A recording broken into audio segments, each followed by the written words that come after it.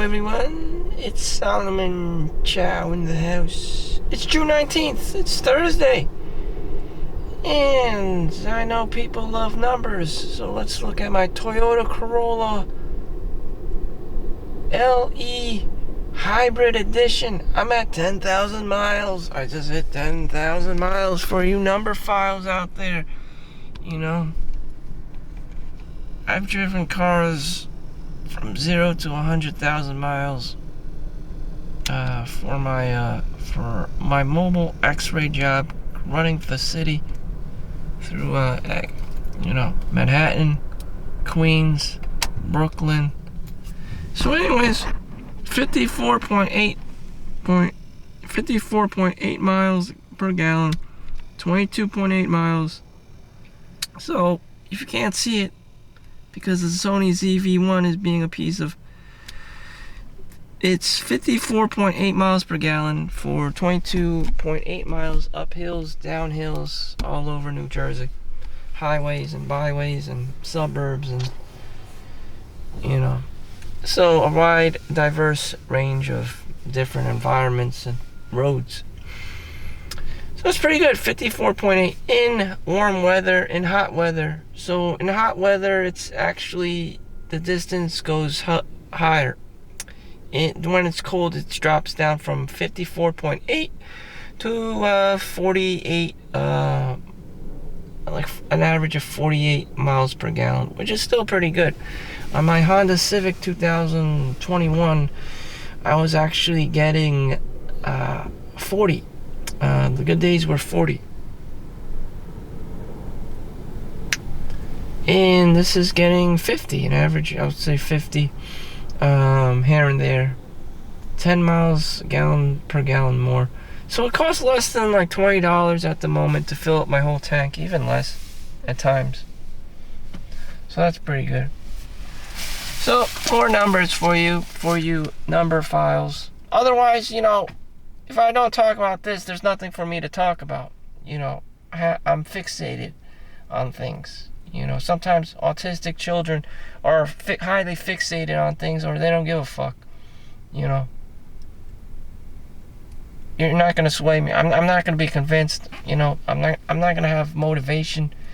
I'm just telling you, articulating what it would be like to be me or anyone else in my shoes. Who has all these like borderline mental disorders, questionable, or handicaps. You have to be passionate about something. You have to be fixated at something at least, or you're just gonna be stuck. Especially in the world of business, you're just gonna be stuck. You don't know how to evolve, to the next level. You're just always gonna be Al Bundy, the shoe salesman. You're just gonna be the king of mediocrity. So there has to be numbers to measure, and from there you can improve. So right now my June earnings is $934.32. So my goal is to hit $1,000, which is insane, being that my previous number is $186.77. So from almost $200, I'm going to be making $1,000. Because I've been exploiting the system, actually. Again, about the fixation thing. Is there a cheat code to this? Yeah. OnlyFans, Only people are interested in women. People are interested in sex. It's true. Get a wig, get a vaginoplasty, get on some like breast implants. Your metrics your analytics are just going to like increase like crazy. I could put a wig on now and let's go. Shit. I'll have like twice as much as likes and subscribes. I'll even do OnlyFans, damn, shit. But, I don't know, authenticity, integrity, ethics, morals, your name, your family's name, people associated with you because of family, because of your bloodline, because of your race. You know, people are just gonna start making these creepy phone calls. It's true. It's true. You know, they're gonna say they don't care and shit, and then, you know, the Karens of the family are just gonna start reacting. That's what Karen does, you know. So society has preventative methods. I'm just saying, this is how the Matrix works. You know, but that's everywhere. This isn't a secret. You know, if this was a school, you know, if this was a community of some sort, you know, the YouTube community, if this was a state, a country, you know, there are safeguards in society for things like this. Degeneracy, laws, goes back to ethics, you know. Again, all for numbers. All for numbers. This is a numbers game. So, holistically looking at it, you know, it's a game. You know, people want longevity. They want to live longer. They want to be fit, you know. They don't want to be the fat guy. They want to be, you know, the smartest they can be. They want to have money. They want to rip people off. They want to steal. They're willing to steal. They're willing to kill people. They're willing to grift. They're willing to scam just for numbers. You know, people are number files. They like numbers. And they like numbers. Shit, of course everyone wants to be first world country. They want, you know, to peg against the US dollar, to have a strong currency. But some countries are just fucked, you know, like Venezuela or whatever, or Argentina, one of those shithole countries, South American countries. And that's why there's migrants coming up from there, because, you know, the US dollar just fucked everyone over in business, in plantations and this and that, and slavery and inflation, and just, you know, it's just crazy. You know, $1 US is equivalent to, you know, like 1,000 Zimbabwe notes. It's just crazy. Like $5 US can purchase a $10 trillion Zimbabwe note, and, you know, it's just crazy. So anyways, everyone's savagely trying to kill each other for money. That's obvious. You know, you're an asshole. That's obvious. I'm an asshole too. Anyone living in the United States is association by you are an asshole.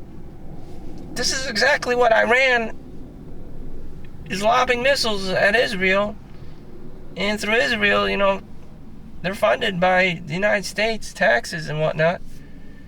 You know, everything's connected. I'm not trying to be a smartass here. Just everything is connected. You know, people like numbers. People are number files. And, you know, the more aware you are, the smarter you are, the higher your IQ, maybe even, you know, 10 times more than me. That's likely the case.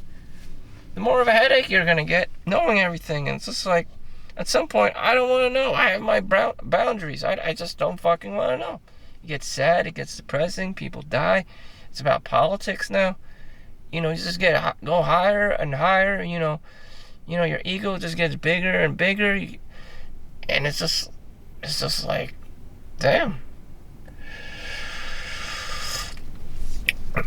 This shit is getting crazy.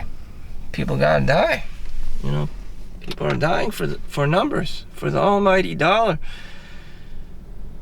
And I don't want to know. Ignorance is bliss. But that's what's going on. You know, just because of the metrics, the quota. People gotta meet their quotas. I'm trying to make my $1,000 on YouTube. Whatever. I'm happy enough. $900 a month is good enough. It's good for gas. I only have to pay $20, you know, a week to fill up my Toyota Corolla Hybrid LE edition. You know, I didn't ask for much.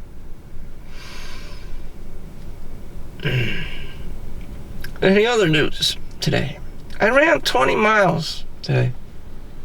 Excuse me, I didn't run 20 miles. I ran 20 minutes today until it started raining and thundering. It's as though nature wanted me to be fat, you know. As soon as As soon as I hit the 20-minute mark, it started pouring like crazy, and it's like nature's like, nah, you're onto something. I don't want you to be consistent. I want you to be fat, you know. I want you to be a fat American. And I'm just like, damn. Life is harsh. Life is harsh. Damn. You have to do the hard things. I had to persevere. Build resiliency running through the rain. Like David Goggins, but I was like, fuck this, and just biked home. Without a shirt on. And that's what I did. I wanted to run more. Like I was young. Now I'm 40. And, damn. The joints are starting to hurt, this and that. You know. I'm getting wiser. I'm getting smarter. I'm making a shit ton more money. Doing the things that I do. Sometimes even unintentionally making money. And I'm just like, how did I become like this? I guess through age, you know. Through age, it just comes with age. Everyone's always super obsessed making money when they're young, just because it's America. And then you'll hit your marks. You'll slowly hit your marks and get a breakthrough. It's called a dip. You just keep going and treading, and you do all the work, and you know, one day it just pays off. It starts paying off. You start making 6 figures. You know, you start, you know, giving people, you know, an erection because they find out how much money you make, you know. And then they start talking shit about you. And it's called the dip, you know. That's what it's called. You know, you just keep doing something and everyone's gonna try to kill you, and you just have to keep being consistent, and you know, overnight you can get rich. It's like overnight, it's like everyone just goes to sleep, you know, and the next day they're gonna do the same thing. They find out about you, they're gonna try to kill you. You know, they're just gonna try to argue with you, and then you just see everyone's a crab in the bucket trying to grab you. And you just have to keep being consistent with your business, with your gig, with your work. And eventually you'll hit your marks. And people will still always act like crabs in a bucket. No one's going to support you. No one's going to help you. They've always been like that. And you just got to, you know, that's the price you pay. There's not going to be any social support for that. You know, they don't want you to leave the family. They don't want you to, you know, leave the friend group. That's why they're like that. Oh, you're a loser, you can't do it, you know, this and that, or they just don't want to be associated with you because you're working, you know, and that means that you're giving up time with them. So that's why they're retaliating by not supporting you. They don't want you to succeed, because if you succeed, then you're higher than them, or whatever, or you're at least at a minimum not spending time with them, and they're like, fuck, you know, I lost a friend. I lost a family member. So that this person can chase money.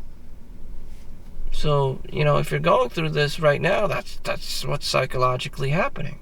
You know, it's a double-edged sword. You can't have it all.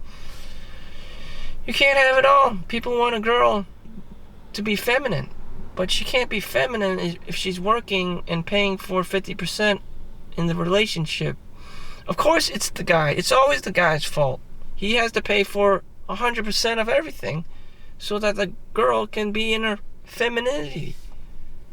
And people are going to argue left and right about this. You can argue with this all you want, but we know that if women start working, they're going to become masculine. And that's what you see now in America. And people are going overseas to get more feminine women, because women aren't allowed to work there and have retained their femininity or their feminine role in the household, making babies, having babies. You know, declining birth rates, you know, in modern first world countries is very true. Again, the numbers are connected. Everything's connected here. With that said, I'm going to be punching in getting my social credits. And peace out. Thank you for watching. Make sure you like and subscribe. See you in the next one. Thank you.